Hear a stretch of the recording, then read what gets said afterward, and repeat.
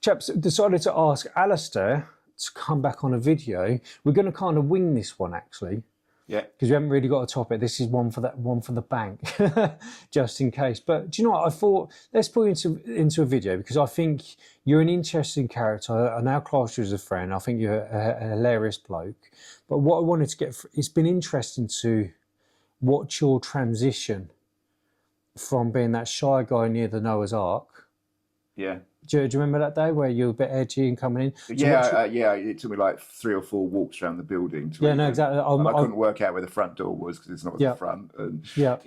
No, exactly. But it's interesting to see like your confidence build up, and I'm also seeing there's also like a bit of a transition where you are still Alastair, but you've moved away. I know you bounce around, obviously your attempt or whatever else, but you've now moved into like a transition of just being a good bloke. A little bit vocal about mental health and just showing your life past that. I think so. You met me, I can't remember how many months, but not 6 months, 8 months after going for a bit of a holiday and a swim, and I felt then that's all I was, or I had to explain it to everybody. It was the only thing, not the only thing I had, but I couldn't stop myself from telling people. Yeah, because it can become I think that's the thing is people in the mental health space are all different levels. But I think if they've survived suicide or their ADHD or they've had depression or they've been in a horrible dark place, it can become their identity. And you've moved away from that, and now you've like created and now I see that's all it was. But it was as if that was all I had to say. Yeah, I get it. And a way of explaining why I felt I wasn't me anymore was just to say, fell off a viaduct, did this, fell off a viaduct, and the month that I was a missing person, and all of that kind of stuff. I felt it was like my introduction. To this is why I am like the way I am at the moment. Yeah. And now looking back, sort of 3.5 years later, I kind of think, God, what people must have had to put up with me spouting off the same thing each time. But it was as if I couldn't stop it from coming out almost as an explanation, maybe more to myself as to why I wasn't myself. Yeah. And now I don't know if I'm a different person now, or I'm the person that I should have been all the way along if I wasn't so uptight about everything and so I think basically I hated myself. I hated who I was. I didn't think I was any good at anything. Everything I tried I failed, and then to fail a gravity assisted death was kind of like, well, I can't even fucking do that properly. And I didn't have any mental energy to know who I was. I said last time I was here as well, I was afraid that what was happening to me now was going to stop, the bubble was going to burst, as I call it, and I was going to go back to who I was before. And certainly when I first met you, I didn't believe that was going to continue. It was this isn't real. I'm just living this and waiting for somebody, or probably me, to not go off the rails. And I had no plans to end my life again, but just this sort of the way I'm relaxing into existing. Or going from existing to now living and creating a life and talking to people and nobody cared. Mm-hmm. It was me that cared. And actually, self-judgment is a killer. We've said before, I'm writing a book, and I believe that you commit suicide to not escape the world, but to escape yourself. Mm-hmm. And that's very much how it was. So you met me then. And I can see I am a different person. I now no longer think it's all, this life I've now got is going to end. I'm happy. I'm as happy as everybody is. I'm not ecstatically happy. I'm not ecstatically sad. I'm just living it. And I've never really cared what anyone thinks.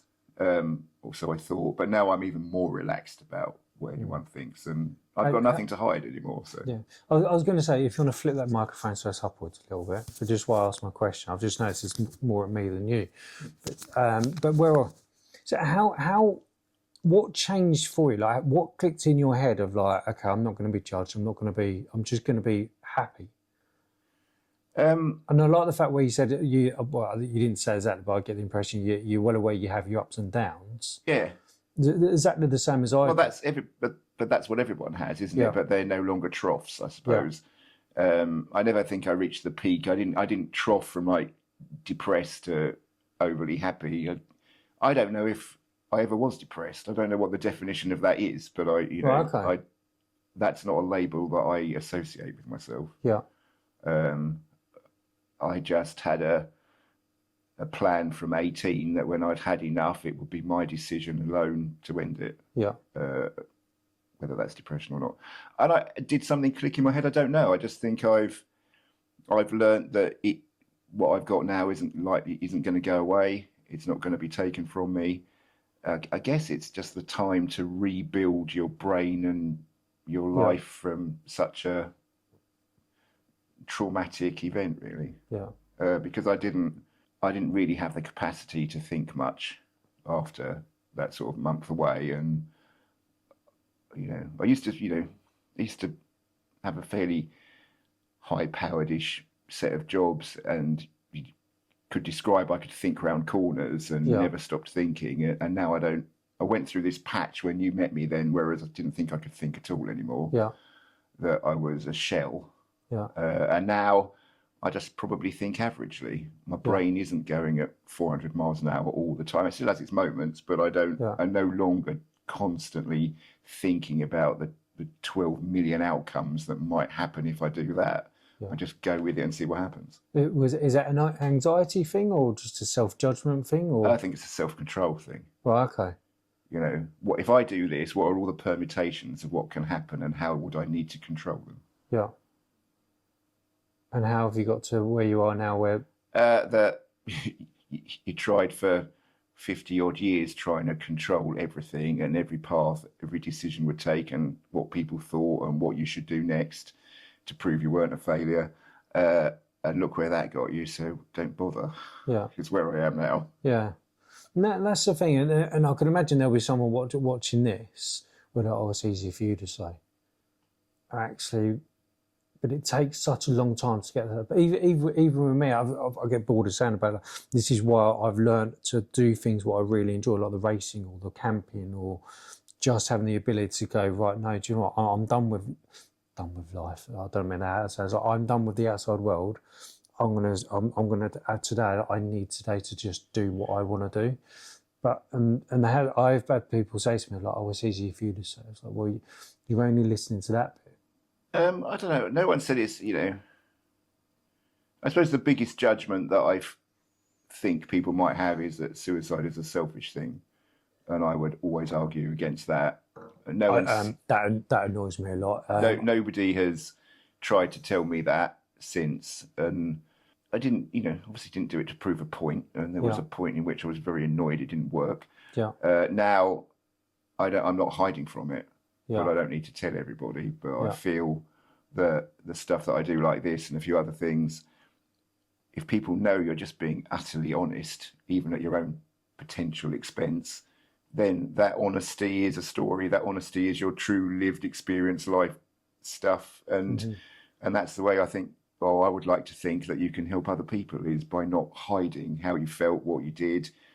It was such a big thing. I can't pretend it didn't happen. So,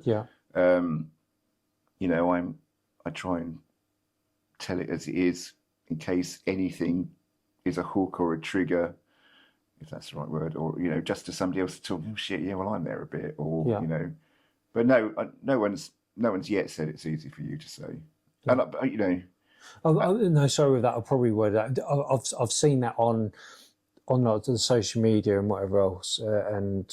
Well, it was easy for you to say. I was like, well, actually listen to the whole thing of like the progression. Well, it's like anything in life and any person, isn't it? You're only seeing a snapshot of them, and that's a very judgmental thing to say because you will never know all the things that somebody's gone through and the processes in their head that got them to where they are. So I just think it's a bit of a crap shit thing to say, really. Yeah.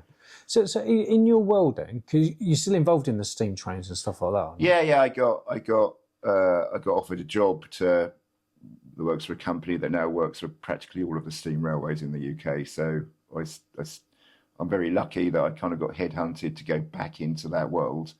It's part-time, but I enjoy it, and it keeps me in what I love.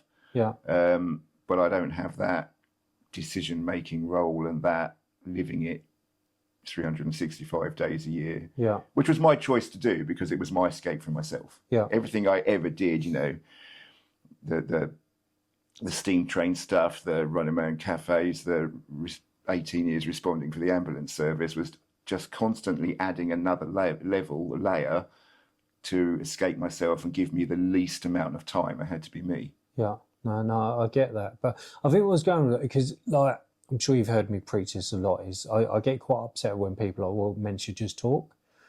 And actually, and I'm seeing a rise of more and more men are talking, but what I'm seeing is more and more people don't appear to want to be listening unless the man's saying it in the right context, if that makes sense. As in, well, a man should be saying, I'm really depressed. Well, actually, most blokes wouldn't ever call themselves depressed. I've just said that. Yeah, no, exactly that. It's just something's wrong and it's bugging me, and they literally don't know what the problem is. So if I don't fit the bracket of, oh yeah, no, I'm really anxious or I'm really depressed, well, blokes just don't want to engage with that kind of stuff. Have I made sense? Yeah, I think, because men engage differently to women. Yeah. And everybody is different anyway, but, the smaller groups, you try and put yourself in, the more it's going to backfire. So you have to know your market, don't you? You have to know how stereotypically, yes, a group of men will react with each other, and how they will say things is going to be very different than how a group of women do it. Yeah. So you can't apply those rules of, I've researched it, I think I could be depressed, and men are very, I think, naturally insular. Yeah. And the way that they might communicate in a group is, they all go off and do a hobby, allotment, steam, whatever, and their human contact is just that cup of tea in the mess room. Yeah. And it might just be a look, a smile, a hello, and that is communication. Absolutely. It isn't streams of words and consciousness all the time, and you have to learn and hook into, as a service you're trying to offer people, how they do it, and trying to convert them into, no, we need to have a sit down and all hold hands, and You're just going to freak out, aren't they? They're going to close up and think something's wrong with me. It is wrong with me after all. I'm not doing that. Whereas a pint or a pat on the back or a cup of tea and you don't seem yourself, mate. What's the matter? It's much more. To me, it's a much more natural. Obviously, I'm a man, but a much more sort of fluid approach than being preached. We don't like being preached to. No, exactly, yeah. But I think that's what I was trying to get. That's what I was trying to get to the bottom of. Like, in your world, because I in my head, I've already imagined that when you're doing the steam rally stuff, like everyone's just a Fred Debner. Yeah. That just, do you get me, like that kind of stuff? But do you think more and more men in your world are talking a bit more openly? I do, yeah. It's always been, my sort of 30 years or plus in it, I've always seen it as a leveler that you will see, because of the common nerdy interest. You'll have a 15-year-old sitting on the steps of something, or the edge of a loco, or a wheel of something, talking to somebody heading towards 80. Right, okay. And that age difference means nothing, because their passion is what brought them together. And that's an amazing bit of communication to see. And I think because that, and I'm sure that happens in all sorts of hobbies and things. No, absolutely, yeah. That then the older ones can give a bit of life experience, or tell the younger ones not to worry. And I think just that mixing of all types and ages, and the younger guys are more likely to talk anyway, because it's not so much of a stigma and a social. So they're being role models, aren't they? So yeah, really? but in each direction, I think. Just as much as the old chap can, give life experience and listen and talk, the young one can give the old one permission to actually talk. So I do think men are talking more. Yeah. But I think what I'm trying to get to the bottom of, and this is what I'm trying to push with Manup, with we'll always try and get men to talk. And I do think we are doing that. Yeah. Could it be better? Absolutely. Nothing's ever perfect. But it's just more of we need to start getting to the nitty gritty. Go, okay, that's fine saying, why won't a man talk? Or why won't my man talk, or my brother talk, whatever? Maybe he just doesn't want to talk. Are those people too close to them, though? And that's the thing. It's just that you feel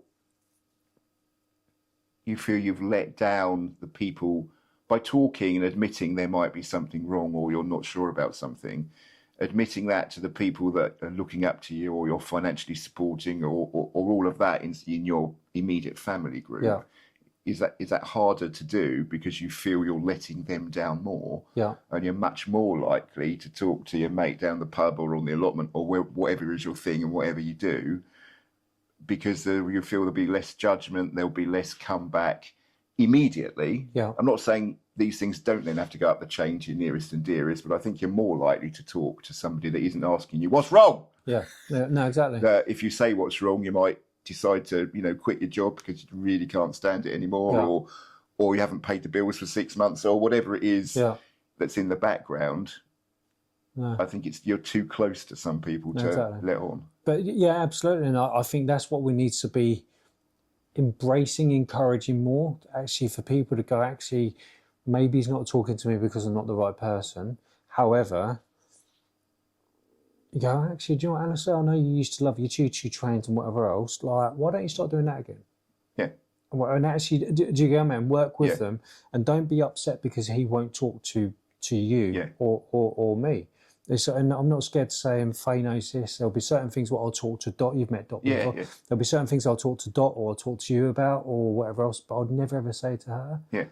And she went through the whole transition of being a little bit offended, but on the other hand, it's exactly the same. She'll talk to Sarah, her best friend, about certain stuff, and she won't talk to me. And I think that's probably been like it is through all time, hasn't it?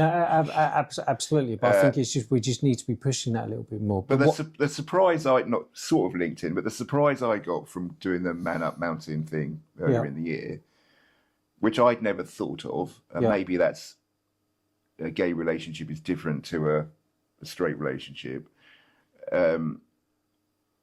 because of kids and dependence and all sorts of stuff, But just the amount of guys that I spoke to there that didn't feel they were worthy of asking for permission to have 2 nights away from home. I say that a lot, that really surprised me, that to give themselves some time to talk to another group of lads or decompress or just do something they loved, whatever brought them there, that they were almost, some of them, on a guilt trip for even having asked. And they were very common was, I didn't, I applied, kind of hoped I wouldn't get it, and then I wouldn't have to have the conversation with the wife to say, can I go away just for 2 nights to do this? And then, and I left it, typical man thing, I left it to the week before I actually said I was going. Just that need isn't the right word, but just that communicative thing with their partner, that they didn't feel worthy of doing anything for themselves to actually try and make themselves feel better, as if it was so selfish wanting to do this. Well, actually, hopefully the time that they decompressed and they were with us and they did that stuff enabled them to go back and either think that their woes and troubles weren't as great as the bloke they were talking to next door, or they're in a better mind space to deal with stuff and be a better spouse, dad, whatever. Because it's funny, there's a couple of people I said, and they were like, oh yeah, my missus wasn't very happy about me doing it. But then I said it was a mental health retreat, which that gets my back up, because Manup Mountain is not a retreat. I'm so anti like that whole retreat stuff. But it's interesting, like they were allowed out. Only because it's to help with their mental health. And this is, again, it's one of those things what we need to be pushing is actually maybe playing football or steam trains, or it doesn't matter what it is. It is your decompression. It is your taking yourself away so you don't then erupt in your relationship. Exactly. It's just that you can't be full on at anything 24/7. Exactly, but we need to be pushing that. And I do think the more we push that, there's nothing wrong with having a moment to enjoy life. Your role as a man isn't just to be a dad, isn't just to be a husband, boyfriend, what doesn't really matter what it is. You've kind of got to keep some sort of your own identity in there as well.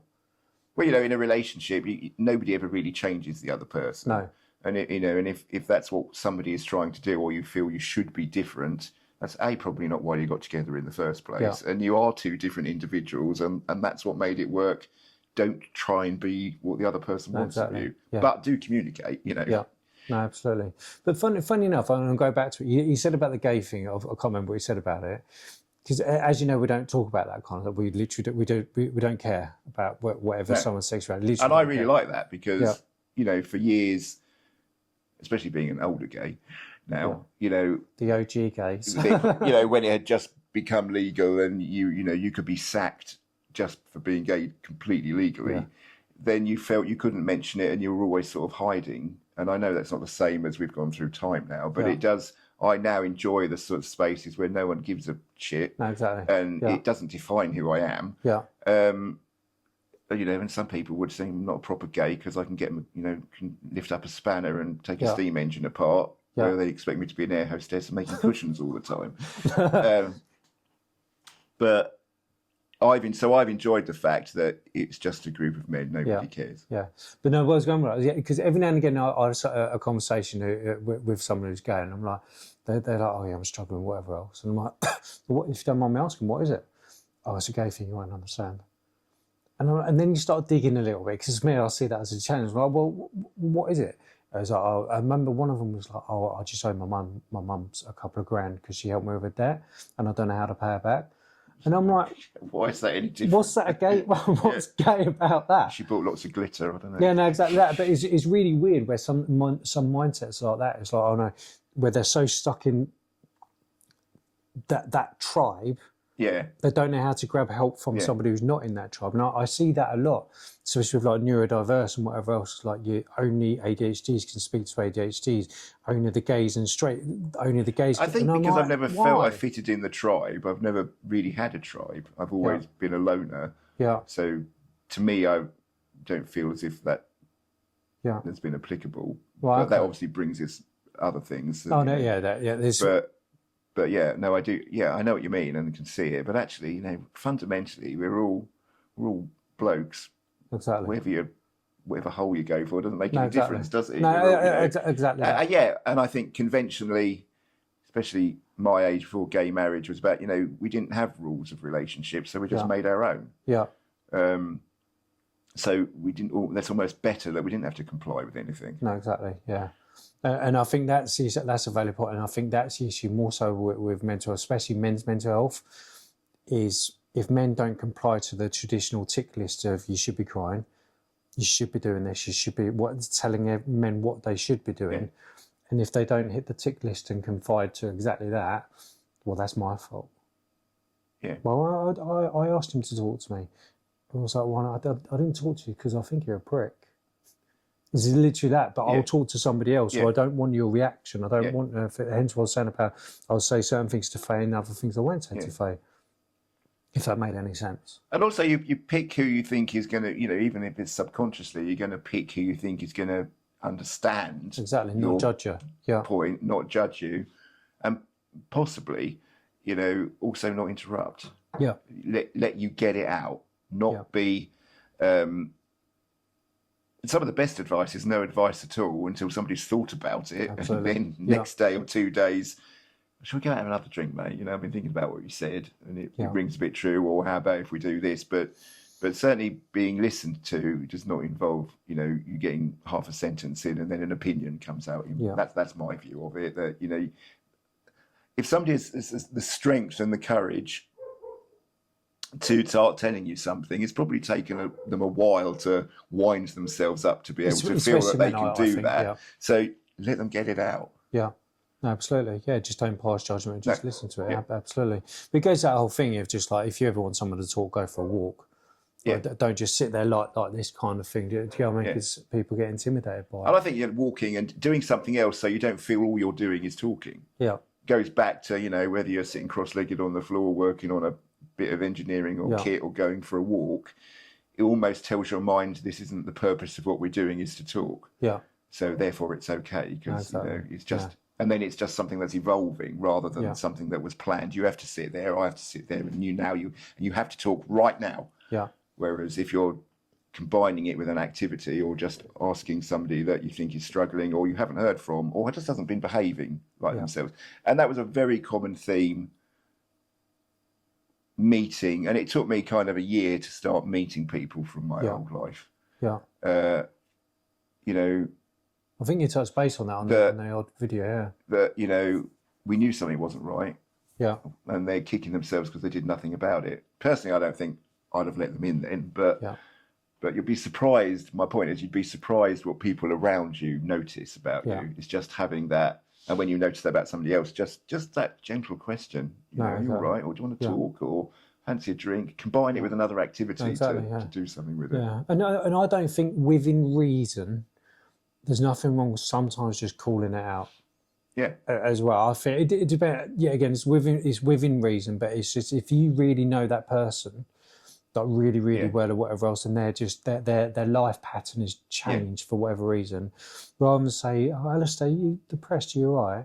Go, Alastair, you haven't balmed your beard for you're looking like shit, man. Like I know something's wrong. Yeah. Or something else. I don't think there's anything wrong with doing that, but I think as a society we've moved into something like, no, that's not nice.